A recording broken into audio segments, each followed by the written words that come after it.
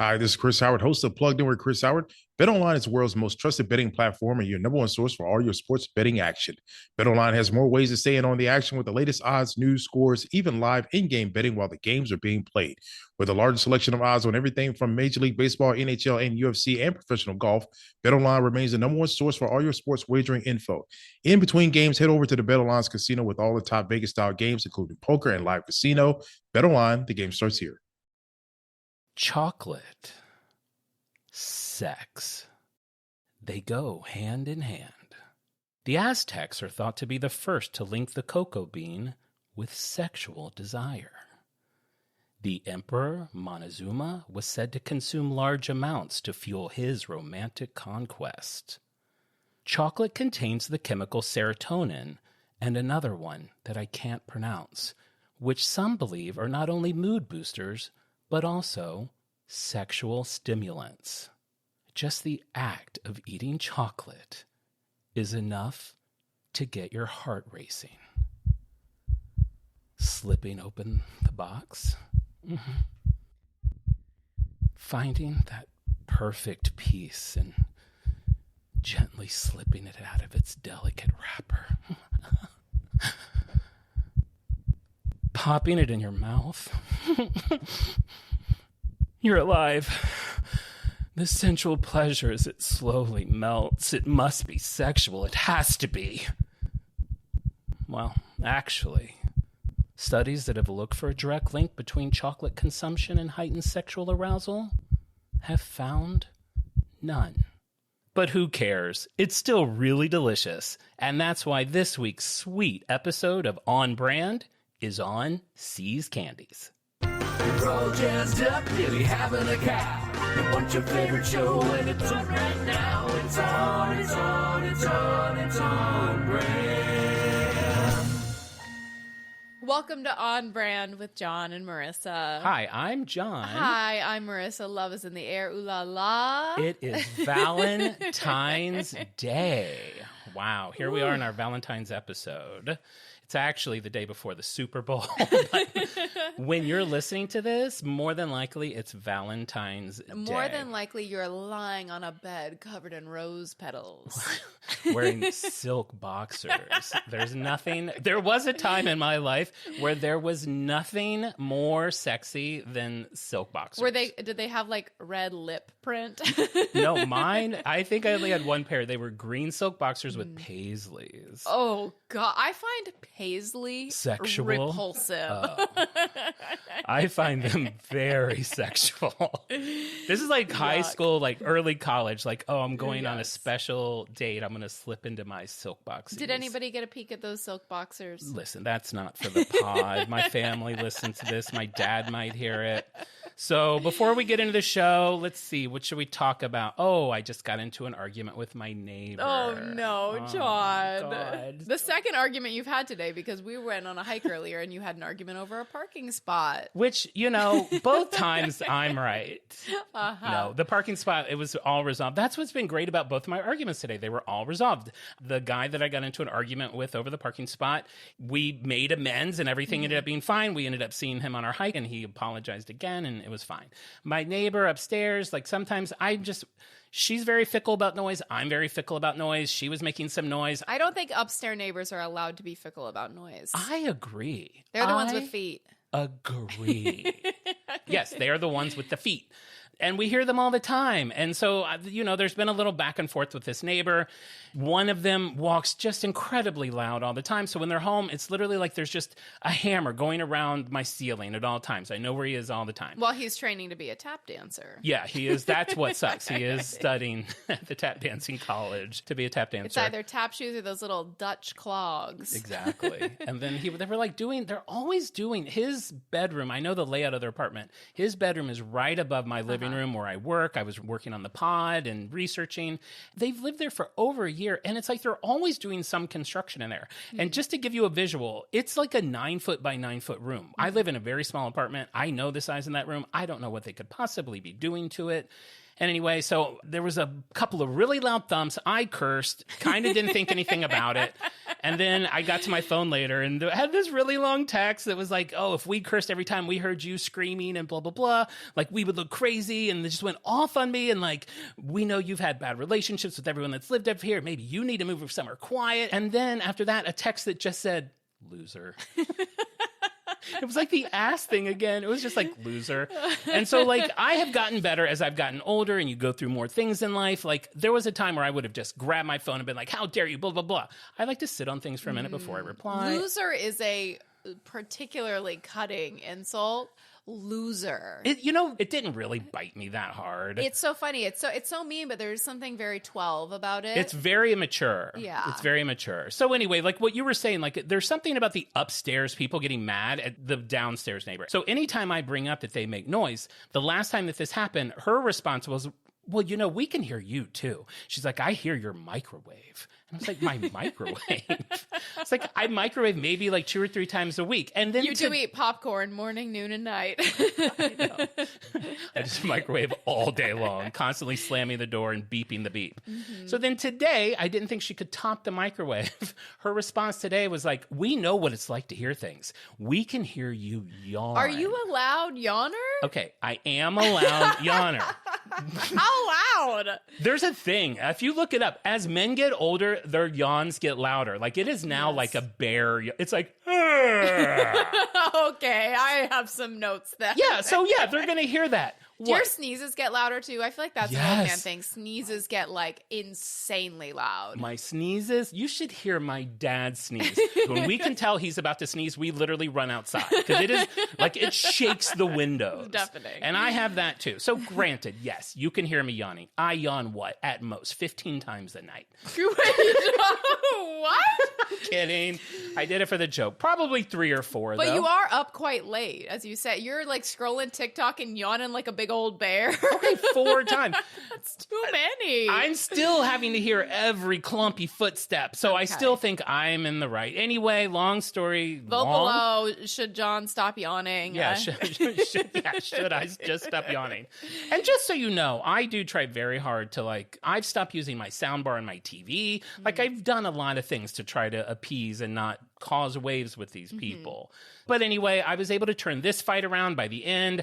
I made a couple of jokes like, and I'm not a loser. And I was like, I find you quite lovely. And I don't think name calling is the best way to go about this. I think we should just address if my yawning's too loud, I'll work on that. This is new for you, the high road. How's it feel? It feels good. It feels good. It probably won't last or it won't happen every time, but it feels good. I barely recognize you up there on your high horse. No, it's not a high horse. It's like, because when I say it to her, she'll be like, well, I can hear Paul do this, and I hear the house next door. And I'm like, listen, I don't care what else you can hear. It really just boils down to you and me. What am I doing to bother you? What are you doing to bother me? You're like Michelle Obama of the pod. When they go low, you go high, right? Thank you. Thank you. I've always pictured myself as the Michelle of our That group. makes me Barack.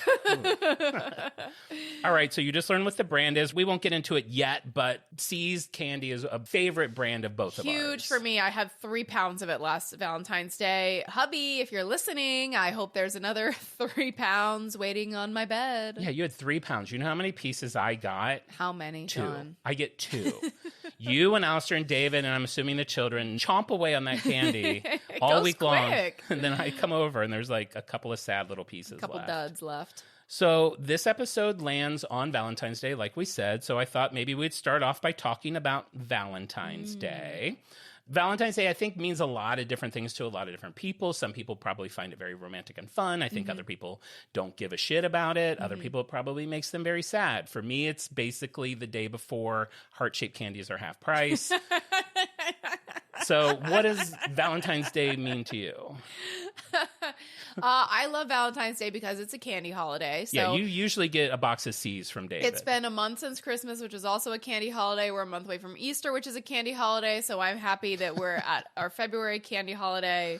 Hopefully 3 pounds. I feel like 3 pounds went really scarily fast last year. Like, when you see a 3 pound box of chocolate, you're like, wow, this is like a year supply. And then like 8 days later, it's like a lot of paper that you're fingering through to get to your Bordeaux. Yeah, it's a lot. It's like a 2-tier thing, right? I think this might even be like a 3-tier. Triple tier box of C's. I think it's like 3 flights of stairs. Wow, To get a pound per each tier. level. And then it's one of those things where they don't, because you assemble, or I think David assembles the box himself. So we have to have like a guide. Mm-hmm. We have like a 2-page guide. We need a Sherpa to take us through this box because Yeah. there's a lot of fun stuff in there, and there's very few duds. Sometimes C's will have like a special flavor of the month or whatever that they'll try out there. So you have a little fun. You play a little C's roulette, but yeah, you do need a Bible to make it through this box because it is a lot. Other than that, we do an escape room every Valentine's Day. Jon he never remembers. We've done it for the past 4 years. Jon, Alistair, our producer, and my husband David, we do an escape room. I'm not a traditional romantic. I like to celebrate the love of all my dear friends on Valentine's Day. I don't need to be dripping candle wax on my husband's ass. I don't know what people do on Valentine's Day. Will we get through one episode of On Brand without you bringing up a butt? No, I don't think so. This certainly wasn't the one. This is not the one, probably. You got Cupid's butt, David's butt, all the butts. Yeah, that's not really for me. I want a big box of candy, and I want to be solving my way out of King Tut's tomb. That's my perfect Valentine's Day. Yeah, I haven't been fortunate enough to find anyone to love me, so I don't have to worry about it as like a romantic day. Brand freaks, that's a call. No. If you're into Jon, No. slide into the DMs. You don't want this old bird. But I do. I think I joked about it a minute ago. I do love heart-shaped things. Yes. I like heart-shaped candies. I like heart-shaped pancakes. You have heart-shaped pillows, yes? I do. I have one on the couch right now. Is it a Valentine's Day pillow? It is. I grabbed it out of storage. See, this is what storage was supposed to be about. A couple weeks ago, I grabbed the heart-shaped pillow. It'll make it through next week or probably the week after. Anything else? Any other Valentine's Day decor? What else did you grab at the old unit?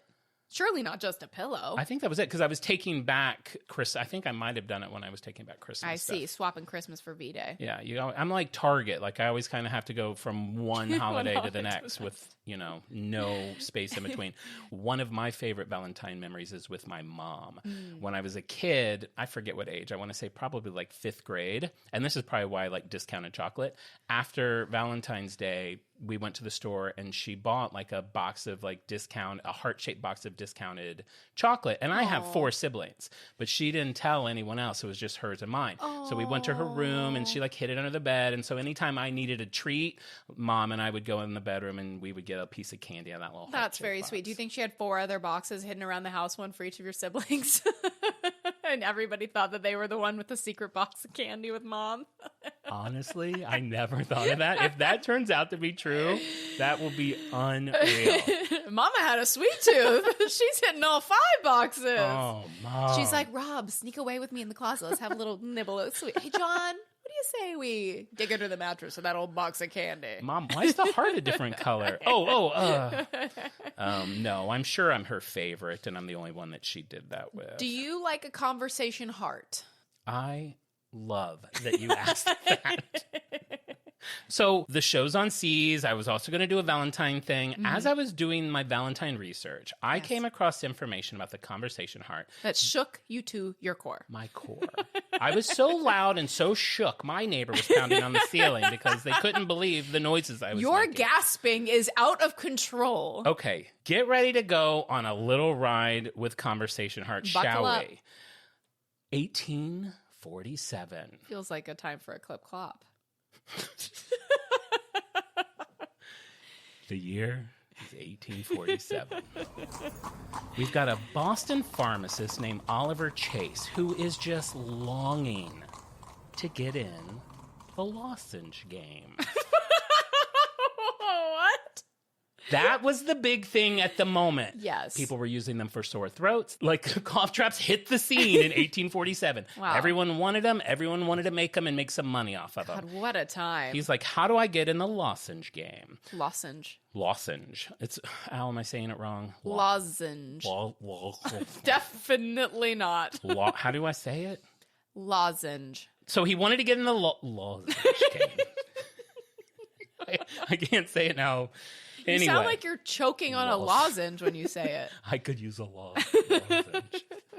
but they were very complicated to make. They were time consuming. It involved a whole... Complicated, time consuming. It's 1847. I guess. They started with a mortar and pestle, which I was going to ask you. That seems like something you would use. I've always thought that they were neat. I love a mortar and pestle. Right? It's like ever since Martha Stewart pulled hers out and we saw it for the first time, it's like, I just want to crush something into a paste or a powder. Make your own pesto. Make a medicine, do something. I never have. When was the airplane invented? Babe, this is not that It just show. feels like if we're in post-airplane era, how is a lozenge complicated? It's 18, I'm not saying 1947. 18. Did they have light bulbs? Babe, you're calling out our stupidity on the show. We don't know when light bulbs hit the scene. Hey, Siri, when was the light bulb invented? The light bulb was invented by Thomas Edison in 1879. We're 30 years away from the Okay. light bulb. And so I see them having a bit. They're working by candlelight. They're I see. literally in the dark, and you're like, why can't you do this faster? So it's like I said, it's a whole process. You got a mortar pestle, you have to knead dough, roll it out, cut it into disc, and yada yada yada. Dough? Yeah, it starts as a dough. It's a different time. They're not buying halls. Things have changed in 200 years. Sounds like a cookie. We got a lot to get through. This isn't even the show. Okay, take me there. I'm there. take a Quick breath. plop, dough, lozenge. So Oliver creates this machine. It's automated. It helps with a lot of these processes. And he's making these. And then he's like, you know what? He's making these like wafers, these flat wafers. That's also how cough drops came back in the day. It was a wafer, not like what we're used to today. Whoa. And he's making them. And he's like, you know what? You know what I think would be better than being in this medicine game? Getting in the candy game.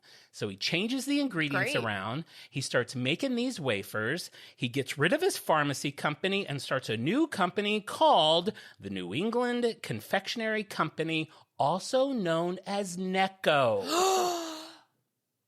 I love Necco wafers. I know. That's why I've been trying to get to this fact Wow. for 10 minutes. Wow. Necco wafers. New England Confectionery Company. I don't know where the Oliver. Oh my God. Necco wafers. Hello. Hello, So- sharks. Hello, sharks. Do you like cough drops that are sweet?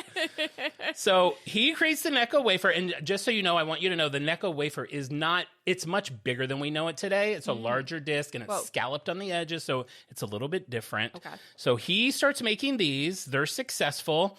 And as he's creating a candy empire with these, which I thought it was so funny to picture a whole empire made from Necco wafers, because now a lot of people, other than you and me and probably 14 of our freaks, consider them like trash candy. His brother was like, I want to get in on the candy game with my brother. So he's really fascinated with Valentine cards. And he's like, I wonder if there's a way that I Wow. could take what's written on a Valentine card and put it on a Necco wafer. Cute. He does some research, figures out with vegetable dye, he's able to do that. And like I said, these are bigger wafers than we're used to with the Necco wafers. They didn't even start shaping them into hearts until 1902. So they could put a lot more on there than like email me or sub or beg. They would put like whole phrases. Whoa. Like it would say like married in white, you have chosen right. Or how long shall I have to wait? Please be considerate. It was like a whole conversation on this wafer. That's how you would ask somebody out, slip a little wafer under their door. I'm glad that you asked that. How were these candies used? So apparently at like parties at the beginning of the 1900s, you would go to a party like a Valentine party or like I guess like what would be considered like a singles party at the time. They would take these wafers with these conversations, break them in half. The women would get one half, the men would get another half, and then the gentlemen had to go around the party, find their match, and then they would use that as like an icebreaker to start a conversation and to get to know each other. Now, do you see why I was so fascinated by this story? That is so cute. So cute, right? He just wanted to make lozenges. Lozenges. He like invented the dating app. Basically, this is Grindr at its earliest conception. So I just thought that was a really fun aside. This is like a two for one brand app. That's fun. It really is. I have a few more fun Valentine facts just because I did think that they were interesting. Alistair, you'll like this one. Richard Cadbury, son of famed Cadbury Company, in the 19th century, was the first one to introduce giving chocolate for Valentine's Day, which is important to us for this episode. They had created a new machine at Cadbury that allowed them to make a bunch of different varieties. So he was like, I'm looking for a holiday to like get rid of an assortment. He came up with that idea. Wonderful. And not only did he come up with that idea, he also introduced the first heart-shaped box of chocolates in 1861. And keep in mind, we're still not at the light bulb yet. Wow. So in the dark, he's handing these heart-shaped boxes. Do people just like go to bed? I would. I do that now. When it's like time change in December, it's like I go to bed now at 4:30. But you wouldn't have TikTok, so would you just like draw your shades and close your eyes? What would you be doing? You know, I do more than TikTok. Well, what would you do in the night then with no electricity? Oh, yeah, I do. When we have a power outage or my Wi-Fi goes out, like I am like the epitome of like sad face emoji. I'm like, what do I do? Like read a book? Like it would take me. I will take a long nap before I get to grab. You a book. just fall asleep no matter how well rested you are. If the power goes out, you're like, well. Yeah. No matter what room I'm in, I clearly can't make my way to the bedroom. I will just lie down here and take a nap. The new NBA and MLB season is in full swing, and BetOnline has you covered with the best odds and biggest promotions and live in-game betting on all your favorite teams. Head to BetOnline today to stay updated on all the action. BetOnline, the game starts here. If you're looking to streamline your audio advertising buys and maximize your revenue, look no further than Triton Digital's programmatic audio advertising exchange, A2X. The private exchange consists of only licensed broadcasters and top-tier internet radio publishers, assuring the quality inventory and brand safety you can trust. Visit www.tritondigital.com to learn more. In the Victoria era, and we will get to modern day. I know we're living in the past a lot. In Victoria era, let's say you had a suitor that you weren't that interested in. Instead of sending him a Valentine card, you would send him a vinegar Valentine, also known as a penny dreadful or a comic Valentine. This was literally the exact opposite of a Valentine. It had like uglier drawings on it. It had like a poem on it about why you didn't want to be with him. I'll put one on Instagram because I was looking at a few of them. Oh my God. It was a whole thing. And what makes it great, you would send it anonymously. So they wouldn't really know who didn't want them, but they knew someone didn't want them. And not only did they mail it anonymously, they mailed it so that the person receiving it had to pay for postage. So you're like, I'm going to get the lady this year. And then you get a letter. Sure, here's a whatever, a wooden nickel. And then like, wah, wah, like, I hate you. Oh my God, mean Valentines? Mean Valentines. A vinegar Valentine. Is wild. We need to bring that back. And actually, it's funny because that must come back. Right before I found this, I saw that Pizza Hut in a few markets was doing a thing where you could send a breakup pizza to someone. They're doing that this year. It's like a broken heart pizza. This is incredible. I'm going to get one more fact in just because I do think this is interesting because it's kind of a sign of the times. If you were sending out a Valentine and you weren't sure exactly what to put in it, you could buy what was called, and this is in the 19th century, you could buy what was called a Valentine's writer, and I'll put this in our Instagram too, which was literally like ideas of poems and things to say in the Valentine. And it was broken down like, if you're a blue-collar worker, say this to the lady you love. Whoa. If you're this. And it was like, you know, because now we can, it's like Google in like the 19th century, like, this is how you should go about it. I just love all these little things. That is so funny. Wow. Yeah. Pre-light bulb, they had all this. All this. That's incredible. Me, you turn off the lights and I fall asleep. I'm not inventing things, that's for sure. Oh my gosh. Oh my God. So that was a marathon. Seized Candy. Let's get into the show. So like I said, it's like in and out. We're both into Seized Candy. It's I treat myself. I love their peanut brittle. Yes. It's like my whole life I thought peanut brittle was kind of trash candy. Like you would get it and it would just be crunchy and not great or whatever. If you haven't had C's peanut brittle, it's one of Mary C's, who's the founder of all of this, original recipes. It is so decadent and buttery and like, oh, it's just so delicious. The peanuts are so good. The peanuts They're like are so super crunchy and roasted, and it is a real treat. I now, this is the first year, like I went home for Christmas and brought a few boxes of the peanut brittle just in case if I need a gift, here's a box of C's peanut brittle. Did people love it? Well, I never saw reactions, but yeah, they were happy to get it. So, yeah, I love C's because it's You know who like... doesn't love it? Who? Your dentist. Really gets stuck in your teeth. Or maybe he does like it because then it makes more money. More business. More business. If you have like a evil dentist who's like, I got you C's. A favorite among evil dentists. I put a cap on your tooth and it's actually just a chocolate chip. I mean, He's trying to give you cavities. Yeah, that peanut brittle really sticks in there. So I love C's because it's like another one of those classic brands. I'm sure most people probably know what it is, even though it's very much associated with California. It's, if you haven't been to one, it's a very old-timey place. The box looks like you found it in your grandmother's house, and she's had it in there since like 1920. It's like a black and white box with a picture of a very old lady on it. Everything is kind of like steeped in the past. Like the stores are black and white. They look very classic and clean. It's very like I Love Lucy, yes. Yeah. Chocolate factory. You get a free piece of candy when you go in. Like they always, and some people will go in just to get the free candy. My favorite candy, as you know, is the butterscotch square. Yes, butterscotch. What's your favorite piece of C's? The Bordeaux. I love the butterscotch square, but the Bordeaux has milk chocolate with this kind of like creamy, almost like brown sugar, but like a creamy center. And it's rolled in chocolate sprinkles that are made only of chocolate. So it's like not like waxy chocolate flavored sprinkles. It's like little chocolate like shavings almost. Yeah. And it is so good. If I get it in a bag and a bunch of the chocolate sprinkles have fallen off, like I'll like pour them into my mouth and they're just like so divine. Yeah, it's another one of those like In and Out, very much about the best ingredients and the quality. The high quality. I love any business that leans heavily into nostalgia, and a lot of times like the quality isn't what you want it to be. Like it's kind of just all about the feeling, but it's not really like the quality isn't there. C's is the best of both. You get the nostalgia, you get that like kind of warm, fuzzy grandma feeling, but then it truly is. It's like every piece of candy is made by hand. Yeah. It's all these recipes from like 100 years ago, and it is immaculate. My one note is that the stores do not play music. Oh. And I find this to be a real missed opportunity, because if you walk into a C's store, and I don't even know if they're all over, but we have a bunch of them around here. I grew up eating C's candy as a Cali girl. You walk in and you could hear a pin drop, which I find a little bizarre in a candy shop. I want to hear some like a little light old-timey music. Squirrel I think nut that'd be lovely. zippers, some sort of like fun. Squirrel nut zippers.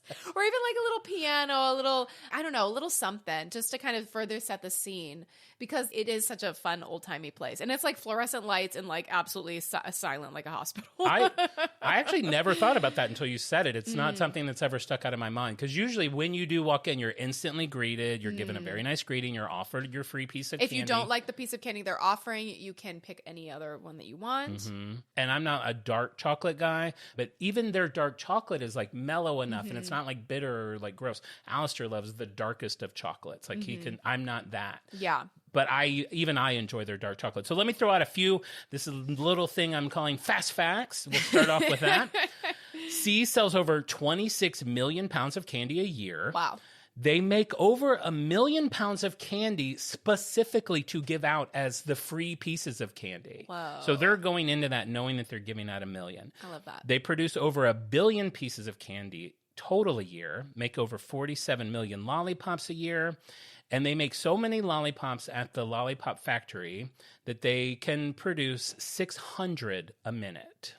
That is a lot of lollipops. That's a lot of facts for you to chew on. So I've given you all your party facts for Valentine's Day. So when you're having fondue with your lover, you can be like, did you know that C's can make 600 lollipops a year? All right. So C's is having their 103rd birthday this year. Started in 1920. You've got Charles Alexander C. II. When I was in college, I added a third to my name just because I wanted people to think that I was from something. So if I were to find any of my college papers, they all say John Joseph Glover III. You're not a third, are you? I'm not even a second. I'm not even a junior. My brother Rob is the junior. I'm just John Glover. But for a while, I was like, I'm the third. Ooh, very prestigious. It comes from good stock. Oh, you're a Glover, are you? Well, an A you certainly shall receive. So Charles Alexander C. was a druggist by trade. He grew to run 2 pharmacies, but in July of 1911, he lost his business and his home to a devastating forest fire. And everywhere I've read said forest fire, so I don't know why these businesses in his home were in the forest. Fire. but they all burned down. A lozenge factory in the forest? Bitch, this isn't the lozenge. He was a pharmacist. Oh, sorry, I called you I bitch. I feel like everyone was in the lozenge game, lozenge adjacent. Back in the day, everyone was making cough drop, that sweet, sweet cough drop. There weren't podcasts. People had to make lozenges instead. Yeah. We would be doing it too. Yeah. So everything in his life burns down. He moves to Toronto and looks for work and ends up becoming a sales representative for Merckens, Merckens, which was America's oldest chocolate company at the time. So he becomes the Canadian salesman for them. And while he's selling chocolate, like he starts to dream of having like his own candy business and wanting to live in sunny California. Who doesn't? wouldn't? We've all had that dream. Sunny California with chocolate, that's a little risky, isn't it? It is. And you know what? Well, just to jump to this point, because I thought the same thing, the first place they went to outside of California, which is years and years down the road, was Phoenix. Oh, no. Melt City. I know. That seemed crazy to me. They probably didn't even have like air conditioning back then. How are you keeping the chocolate cool? I know. So then you have Mary C. That's the woman that we see on the box. She was born in 1854. Wow. I mean, she was a little girl when the Necco wafer was being created in the lab. Everything's intertwining. So she was a mother of three, raising three children while she co-managed a hotel with her husband. Fine. And while they were doing that hotel, she was for decades experimenting with candy recipes that they could serve and sell at the hotel. So that's where a lot of this comes from. The story isn't mostly about her, but she is definitely the seed for all of it. So her husband passes away in 1919, and Charles is like, you know what? Let's do it. Let's go to California. He packs up Mary C., his wife, his kids. They head to California. Love a supportive husband. Making a dream come true. I wouldn't know. Honestly, I can't. I literally can't even get anyone to text me like in any sort of like romantic way. I hope you don't get any mean Valentines this year. I get a vinegar Valentine. Oh, my neighbor's probably going to send me a vinegar Valentine. All right, so 1921, Charles opens the First Seas Candy Shop. It's in Koreatown here in Los Angeles on Western Avenue. Wow. It's like a two-story Italian Renaissance revival building. They make the floor checkerboard white and black because that mirrors Mary's bungalow in Pasadena. He's using like all of her recipes to make the candy. And it's, pretty much a quick hit. Within 4 years, they've got 12 stores in California. They've got one at the famous Grauman's Chinese Theater, which we all know and love.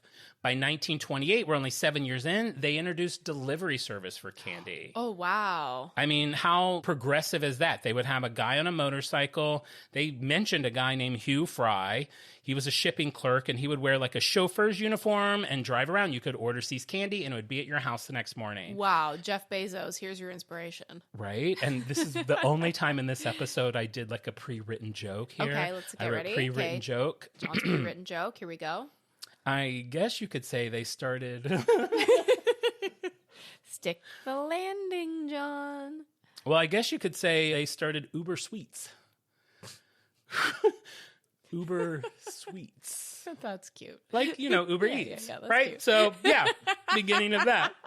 So Honestly, Uber Sweets would be a really good, like, a Valentine's Day promotion for Uber. It's brilliant. Like, they should do My Uber idea. Sweets. Our idea. And, like, go around and, like, deliver, like, roses and flowers for Valentine's Day. Uber Sweets is really good. Can we even get through an episode without a genius marketing idea? If I find out one of those freaks listening to our podcast is taking all these nuggets of gold and turning them into successful corporations. Selling them on the dark web. Yeah. So 1931, we're a year away from the Olympics, and even though the economy is in depression, Charles C. really wants to build what is called the Mary C.'s Sunlit Candy Studio, and he moves forward with it. And it's basically like this beautiful chocolate shop and kitchen with a huge window so people can stand outside and see the chocolate being made and see the candy being made. And they would invite people in. It had state-of-the-art equipment. Hollywood celebrities would come, and eager crowds converged on the studio for its Greta opening. Garbo dunking her head in a vat of chocolate. What are they imagining? Greta Garbo dipped her head in a vat of chocolate. That's what she's famous for.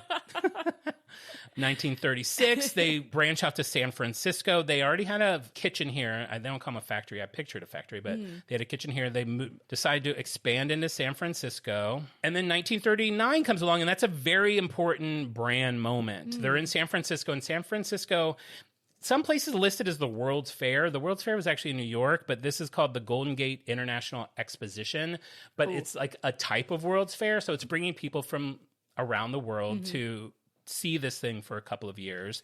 And so they build an exhibit, a See's Candy exhibit. It's like a little miniature candy kitchen where people could watch the candy being made and hand dipping like the Scotch kisses and the bonbons. And the reason it's important is because it really made See's become like a brand name. Like people outside of California, people from all over are seeing it and going home and Bringing a box about it. back home. Yeah. And It wow. really branched it out. I'd give anything to be there. If I had a time machine, that's the one place and time I would go. The See's miniature kitchen at the San Francisco World's Fair. I think it might be. Wow. Would you try to like correct a wrong? No. Like would you Not my job. You wouldn't try to unsink the Titanic or stop 9/11? I told you what I'd do. I told you where I'd be. The World's Fair in San Francisco at the See's Candy Kitchen, dunking my Scotch mellows. Fair enough. Fair enough. 1940, the See's Kitchen opens in San Francisco. There's like radio spots about it and newspaper ads, and they invite the public to come and tour the building. And this is where you should have gone. Yeah, I'd go to this too. Now you have to wait a year. You've already traveled back to 39. I'm You having fun. wait till 1940. They invite you to taste the candy. We got light bulbs now. I can have a good time. Yeah, we do have light bulbs now. They tout that you can use up to the minute amenities like air conditioning. They're like pulling in Whoa. like it's cold in here. Yeah. They had 8,000 people come to this grand opening of this kitchen in San Francisco. Wow. Then what happens with all of these brands that are old that we talk about? What happens? The war. Yes. Rationing shortages. Rationing shortages. This is a real They need to use the cocoa butter to make guns. to lube bullets. Exactly. They have to, instead of bullets, they have to use chocolate chips. Hard candy shell, use that for a helmet. The Great Chocolate War of 1942. Nope, they're like everyone else. They have It's to like peanuts in my gun. Like everyone else, they have to ration things. So this creates a very big debate and heated discussions within the See's company. Wow. They have two options here. They can either continue producing at the amount they're producing with lesser quality ingredients, or they can continue making the quality products that they make and sell less. That's what Charles decides to do. And what that means is the store would get their chocolate, they would make their chocolate or whatever. When they sold out for the day, store closed. So nothing changed. People loved it. It made it more special. They knew they had to get there early. So it was a huge success for them. Take note, businesses. Take note. Okay, 1949 comes along and we're getting a little new blood. So Charles See's son, Lawrence, succeeds his father as the president. And, you know, he's a younger generation. He thinks it's very important to get on the television bandwagon. And is looking for opportunities to be televised. One of the first things that he secured was having See's have a Rose Bowl parade float. Cute. And I'll put a picture of that. It is a really cute float. It's That's like a cute. bunny rabbit and got See's branding. It's like a 15-foot Easter bunny pulling a cart with a revolving Easter egg. Very cute. So Seen cute. all around the world. Again, getting the branding out there. Then 1952 comes along, and this is one of my favorite parts of the See's story because it's very personal to something I love, which is I Love Lucy, which you mentioned a minute ago. So arguably, I Love Lucy's second most popular episode is The Chocolate Factory. The first one being, of course... When she bought that hat that Ricky didn't want her to buy. The first one being, of course... Vitamita Vegemin. Vitamita Vegemin. But then the third one is when she bought that hat that Ricky didn't want her to buy. He got so mad. He's like, Lucy! I swear, 1 out of every 3 episodes of I Love Lucy is her having to hide a hat she bought. Yeah, so why would that be the favorite one? Don't you think it'd be when she gets drunk taking vitamin medicine? That was very cute, yeah. So There are what- so many iconic Lucys. I mean, come on, we could be here all day. I've honestly probably seen every episode of I Love Lucy. I'm not even kidding. 15 times. It's something that I will have just play in the background on a weekend. Like over and over. I own the complete DVDs. Like I stream it. I love it. It's funny. Like in my mind, that's a show from 100 years ago. It is.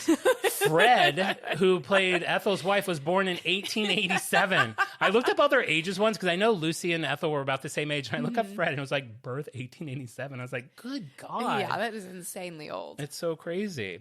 So what I love about I Love Lucy, they've got this episode called The Chocolate Factory. And if you're not familiar with it, the husbands think being a housewife is easier. The housewives think working out in the workforce is easier. So they all decide to switch. Lucy and Ethel get a job at a chocolate factory. And it's just so funny. They can't keep up with it. They can't manage it. The candy's coming down the conveyor belt so fast. And long story short, they're like shoving it in their mouths, down their blouses, in their hats, and like everything to try to keep up the premise that they know how to do it. And it Moral doesn't. of the story is women should not work. Thank you. That is what I'm trying to get to. I just wanted someone. I couldn't be the one to say it. What I love about it is it doesn't say C's anywhere on that episode. They're not at a C's store. They're not at a C's factory. But Lucille Ball herself called C's and was like, listen, we're doing this episode. We want it to be very authentic. Lucille and Vivian spent the day at a C's Candy and saw how everything was made and did all the research and stuff. So fun. They did use C's uniforms in the show. And the woman that Lucy gets in a fight with was an actual C's employee. I don't know if you remember it. She's like hand making all these chocolates and gets into a big like chocolate slapping fight with Lucy. And Lucy said she got hit. The woman hit her so hard in the face, she thought her nose was broken. But of course, never broke character. And it's just such an iconic moment. We got to get in that factory. I was going to ask you, because I have a factory story. Have you ever worked in a factory? No, but I would die to work in a chocolate factory. A chocolate factory, love yes. to. You know where you don't want to work? Where? A box factory. Oh. So I got a job sometime between like college and moving out to California. I just worked so many miscellaneous jobs and I would work anywhere to try to make money to move out to California. I got a job at I think it was a box factory. I don't even remember. I know boxes were involved. I don't know if we were making boxes to put Boxes are in every factory. Right. It could have been a factory to make stuff and then we put it in the boxes anyway. My first day, like I go in and I'm like a little vampire trying to look like a normal person, like at the box factory. And these two guys are like, hey, can you go across the factory and up those stairs and ask that guy up there, like where the box stretcher is? We can't find it. I'm like, of course. And I go over there and I climb the stairs. I picture With myself your cape. having a cape. I didn't, but I wish to God I did. Going up there and being like, yeah, those guys are looking for the box stretcher. And he's like, buddy, you can't stretch a box. And they had played a joke on me. The little vampire. Of course you can't stretch a box, but I didn't know. You could assume it's an industry term. I thought it was an industry term. Wow. I quit the next day. You were not engaging in the prank war. I have no time for any of this. Enjoy your little joke. What job did you get right after that? I don't know. It's all blur. I had so many. You know, Al worked in a dog food factory briefly. I didn't know that. Did you ever taste it? Does it start off with good ingredients? No, I did not know. I remember seeing giant steaks like going up the conveyor belt and then coming down the other side, like steaming piles of unflavored dog Oh, food. God. Oh, my God. I love that between all three of us, we have a total of 2 days of factory work. So if you're a listener and you're listening to this in the factory line, you're a stronger man or woman than we are. That's so funny. So that's the 50s. In the 60s, C's has grown to 124 shops in California. They basically spend the couple decades just expanding and, solidifying their brand. They've been around for 40 years at this point. 61 is the first year they go outside of California. And like I already mentioned, it was Phoenix.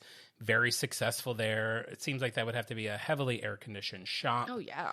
1972 comes along. Mary, Charles, his son have all passed away at this point.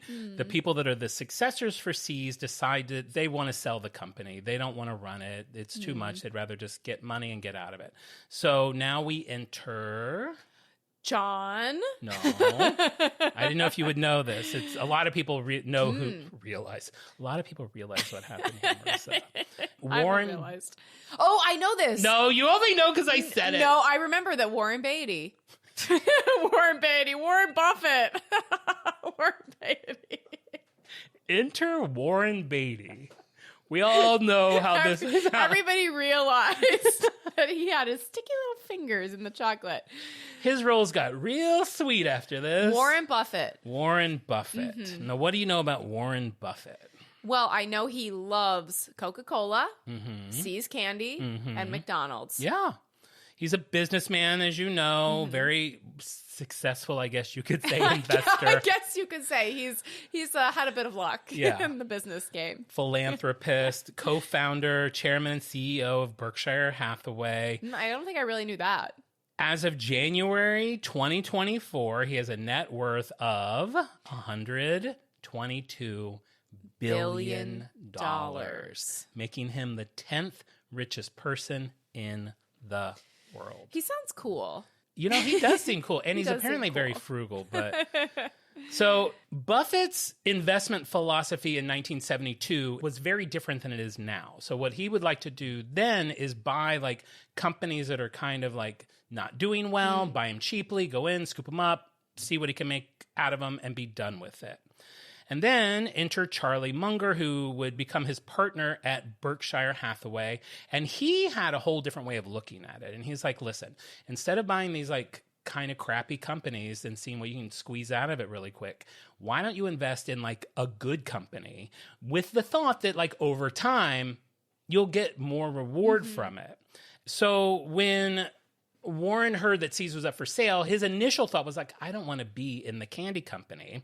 But then he did some research on it and he realized that the value of the company's brand and its customer loyalty could prove to be very profitable in the future. So he decided that he wanted to buy it for $20 million. The successors are like, we want $25 million. He's like, I don't go that high. I want it for $20 million. They're like, we're not going to budge. Wow. He almost didn't do this deal over $5 million, but he finally gives in. And it's his biggest purchase at this point. Like, I know that seems so cheap like to him not now. a lot of money for like a billionaire. But it's 1972. You Yeah. know, $25 million is a lot of money. So he buys it. And after he does, he's like, listen, I don't think we should ever sacrifice quality for profit. And they shouldn't try to scale too quickly. That all sounds very much like In-N-Out. And he wanted to keep the company small and charge a premium on the quality. So Warren realizes that See's has what he thinks are a handful of advantages. The first one being that it possesses a strong built-in customer loyalty. That's us. It's a product that was so good that customers would tolerate price hikes. yes. It required very little operating capital, and it had a certain mystique attached to it because it's considered like a geographical, unique business. It's like, again, I keep bringing up In-N-Out. Yeah. It's like everyone associates it with California. They're now, you know, known all over, but that is kind of where they're at. And what I found interesting that was different about them is what I kind of just paused on a minute ago. He wanted to keep the quality, but he also wanted to get as much money out of the candy as he could. He knew that the customer's loyal. He knew they'd be willing to pay for more. Over time, they got to the point where they were raising the price of a pound of See's candy by 10% every year, which was much larger than the rate of inflation. Yeah. And I'll say, like, I stopped at See's after we went hiking today to get a couple of things here. I have little gifts for you guys. And it's expensive. Yeah. Like, it's one of those places, like, I'll be like, oh, maybe I'll get that little can of toffee. And it's like $28. I'm like, I'll get almond roca for $5.99 at CVS. Like, the little thing of brittle I got, which I didn't bring here, was 18. Not interested in sharing your I brittle. don't want to. Did you get the baby box or the big box? I get the medium, the $18 box, and that's like, you know, it's a definitely a premium product. This isn't like a grocery store. This isn't a Whitman sampler. Okay. No, and I actually was at a grocery store yesterday, and I was like, should I bring in like a Whitman's and we'll do like a taste test? And I was like, what's the point? Yuck. What's the point? Once you've had See's, you can't go back to Whitman's. Yeah.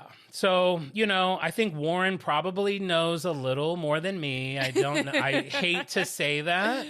But since 1972, See's has given Berkshire Hathaway over $2 billion in income. Wow. And to make it even greater, in the 80s, Warren Buffett took the See's profit to buy Coca-Cola shares, which are now collectively worth more than $25 billion. So he's made Crazy. basically $27 billion off of $25 million. That's a lot of brittle. That's a lot. And he loves the brittle so much. Apparently at the shareholder meetings, he's munching on brittle. I saw a picture. I don't know if they do this every year, but they were selling like shareholder size boxes of brittle. It was like this huge 20-pound box of brittle. God. Like this giant box. And I think it had Warren on it along with Mary C, which was cute. Yeah. You got to get one of those. You need to be shareholders. Buffett has been known to say that the 100-year-old chocolate chain is his prototype of a dream business. Of course it is. You've made unlimited money from it. It's something that you love. It's great. Yeah, it's still values driven. Yeah, it's the perfect company. Stores need music, but that's a small note. I'll email Warren about it. You should try to reach his assistant. Sometimes I do. If I'm going to reach that person, I'll Google to see if I can figure out who their assistant is. Yeah, sometimes you need to go on LinkedIn. You got to always start with the assistant. I did come across a funny story from one of the shareholders. I was finding shareholder minutes of their meetings, really? looking through them. And Warren was telling a story from the 80s about the guy he hired, Chuck Huggins, who worked with him, and he made the president of See's as soon as he bought it. And he was talking about the loyalty of the customer. So I guess See's always tries, at least at this time, to have about 100 varieties of candy. And, they would go through times where they would eliminate some. And I guess in the 80s, at one point, they had eliminated 14 items. And 2 of them, people were losing their minds What kind? over. It didn't say. So people started to write into the company. This is, the 80s where people were writing That's so you and me. So you and me. People were saying things like, a pox on all NCs who participated in the abominable decision. May your new truffles melt in transit. May they sour in people's mouths. May your costs go up and your profits go down. You should do this with Susie Q's with your email. Thank you for reminding me. I need to check in. I have not heard from them in about a month. If you are cursing a pox on Susie Q's, that would be really funny. Oh my God. Now I'm craving a Susie Q. So Chuck Huggins ended up reintroducing the candy and decided to turn it into an opportunity. So he sent letters to everybody that had written in and complained about it that said, fortunately, when I make poor decisions, good things often happen as a result. And he sent them that letter with a gift certificate, and everyone was happy. Oh, that's wonderful. That's how you do it. Well, and then you're double down on the customer's loyalty. It's almost like a mistake is an opportunity to get people more devoted to you by making it right. 100%. Yeah. Not like the Habit Burger when I wrote them 2 months ago and told them I ordered a hamburger with all these toppings. I got a plain hamburger. No reply. No reply? No God. reply. Send a coupon. It costs you nothing. I'll probably still go. That's what brands don't know about me. Yeah. It takes a lot to shake me off. All right, 1976, See's goes international. They have a big party with a Chinese lion dance and firecrackers for the first candy store in Hong Kong. That shop is still open today. That's cool. 1995, See's hits the web. I went on the Wayback Machine, of course, and looked at this old See's website. I Cute. encourage you to do so. 1998, lollipops hit the scene. Oh my God, those lollipops take a long time to eat. They're the American spirits of lollipops. They're just a slow sucking lollipop. And I hate their shape. It's like a perfect square, rectangle. Yeah. They're pointy, but I love them. They're A so lollipop that somehow has 9 corners. good. I know. It has a lot of corners. So in 1998, they built a whole kitchen dedicated just to making lollipops because then Yeah. it could be nut-free and That's cool. everyone could enjoy them. In 2012, they got the Guinness Book of World Records for making the largest lollipop. 7,000 pounds boy. and equal to 145,000 regular lollipops. Now that's a lot to suck. In 2014, Fortune named See's the 13th most American company. Ooh. That's great. 13th most American company. Don't ask me what anything else is. Number 1, Coca-Cola. Probably. So you've got this company that's 103 years old, started from basically recipes of a little old lady working in Canada. I do think it's interesting that they're Canadian people Yeah. that started this. Cause, No idea. And at least it kind of gets us a woman founder. She was a co-founder, even though Charles was kind of like the face of the company. In my mind, it was her company, and I think that's what they want you to think when you're looking at the box, that little old lady. I just decided I'm going to go as her for Halloween. I love that. Because you don't have to do much. little old glasses, a little brooch, and I'm there, baby.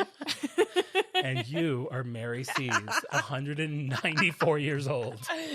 Yeah, so that's basically what I got on C's. It's like, fun story. Starts with a little old lady, ends with one of the richest people in the world taking over it. Qualities always remain the same. People love it. And if the price goes up, sure, maybe you get the medium-sized box of brittle instead of the large. But you're happy every bite is a treat to savor. You know what? No pressure on the freaks. Yes. If we get more Apple reviews, we're getting a lot of them, and more listeners, tell your friends, and get to a point where we make money, my first check, I'm getting that big box. Treat yourself to a big box of brittle. I love that. If my first podcast money is more than $30. That's beautiful. I will do the same. That's the first place we're going when we get our pod money. I did want to throw out a couple of fun facts before we finish with C's really quick. Fun. One of the candy maker's most famous employees was gay icon. Gay icon, not John Glover. Thank you. No, but thank you. Gay icon, single name. Cher? Yeah. Are you for real? I thought you were going to say Madonna, Cher, and then Adele, and then... Cher worked at C's? Cher, who was 16. Oh my God. Had a job at C's shop when she met Sonny Bono. He came in to buy chocolate? Yeah. Okay, this has to be a scene in some movie. Who could play Sonny Bono? Ben Affleck? I don't know. We'll have to think about it. We'll think about it. Harry Styles, probably. Oh, he's way too sexy. Last fact about C's is we have an on-brand crossover fact. Whoa.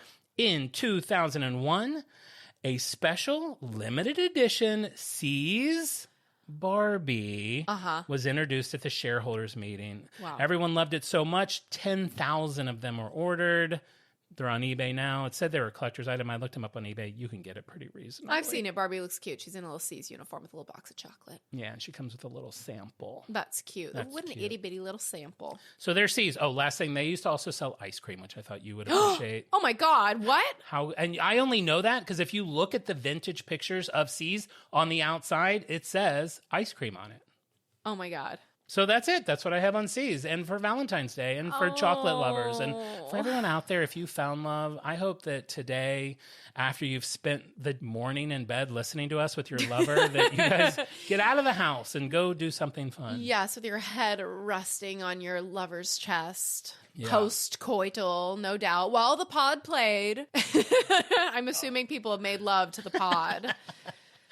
And if you find yourself single today, may you take comfort that you are not alone. You have maybe about 1,200 lovers in your on-brand family.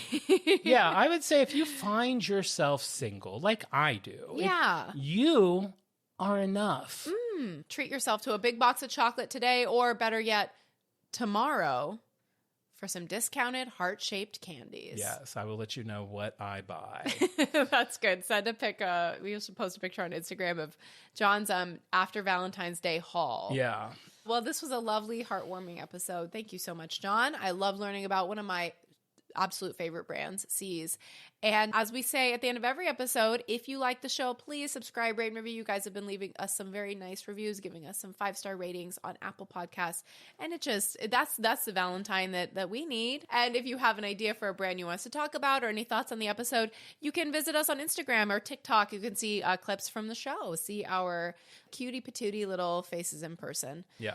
And we will be back next week with an all new episode of On Brand. See ya. Bye.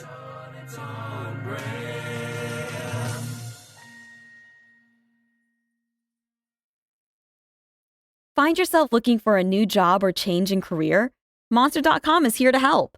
We are not only here to bring you job postings, but also AI interview prep and salary tools, expert career advice, and top-notch resume services. We've got everything you need to land your perfect job fit. Discover the magic of finding the ideal job with Monster.com. Your future starts now.